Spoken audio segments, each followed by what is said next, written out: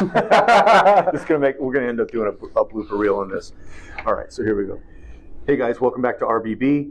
I'm here with Bailey. He's a certified paramedic, and today we're going to be going over his individual first aid kit.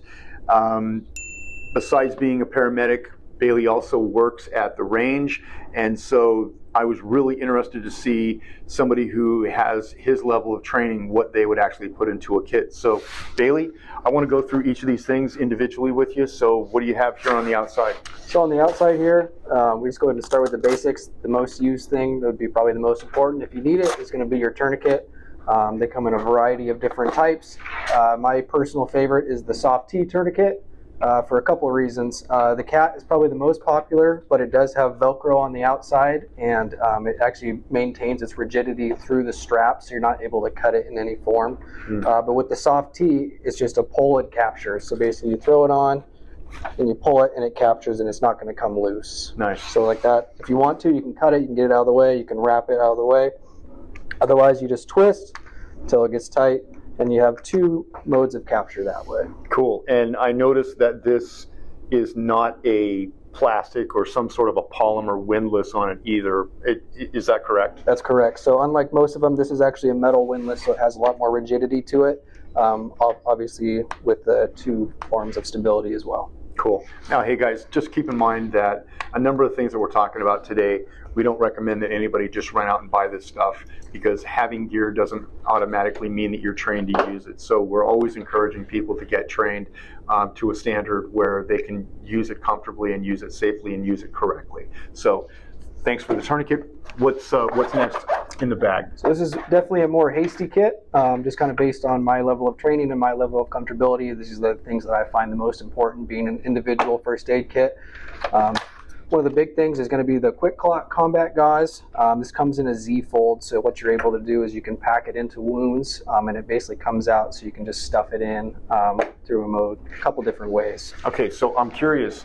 One of the things that we were kind of talking about earlier, and I wanted to ask this question, but I wanted to save it until we got on video, is there a chance that this expires, or that it dries out, or that it has a shelf life and then it needs to be changed out?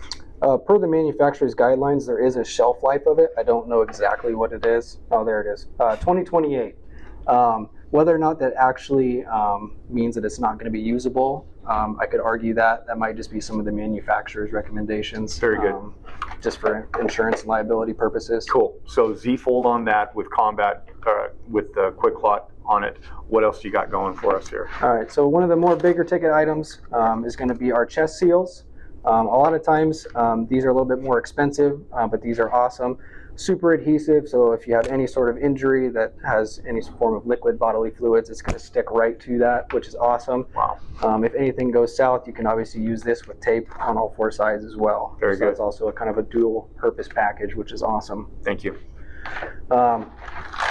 Also, a super important item is our Israeli bandage. I'm sure a lot of people have seen this. It's one of those ones that you wrap all the way around, and then it has a way to capture it as well. Okay. So it comes in a vacuum sealed package, but it actually is quite large. This one's about 4 inches wide. Okay, very good. And also, these are pretty timeless. I mean, they should tell you when they're packaged, but this isn't something that particularly expires unless the seal gets punctured or something like that. Right. Any sort of bad climate conditions where if it does get punctured. Understood. But even then, the elasticity should last quite a while. Okay, cool. Otherwise, a pretty common one is going to be just compressed gauze. You can use this to wrap. You can use this to go ahead and put into wounds if your combat gauze doesn't work, or if you have too much. This is just kind of just an awesome basic tool that can be used for a number of things. Yeah, I got to say, when you first showed me this, I was really impressed. They basically vacuum seal it, and it shrinks down to nothing.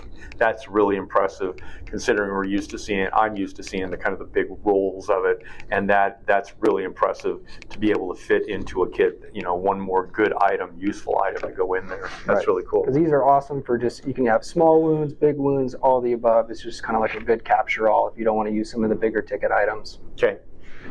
And this one's more kind of specific for a higher level scope of practice, but it's an NPA or a nasopharyngeal airway. So if you just need kind of a hasty airway in the field, where you don't want to have to intubate somebody, or we don't have the capability to intubate somebody. It's just Right. kind of a quick and easy way to make sure that their airway is somewhat protected, so they're not going to aspirate. That's cool, but I would definitely want training on that before I actually started carrying it and, thought about using it, just to know. I wouldn't want to be going up to somebody and trying to stuff that into their face in the wrong reason. But yeah, it's great that you have that in there and have that capability as well. Yeah, you'll find out very quick if they're awake, alert, and oriented or not. Good tip. Good tip. Thanks. So with this kit, this is definitely a very hasty kit. A lot of other IFAKs tend to have a lot more things, such as gloves. You can have markers, you can have scissors, you can have kind of the compressed gauze that's not compressed, but does the same function. Me personally, with this kit, I like it to be just kind of neat and tidy and just the things that I absolutely need.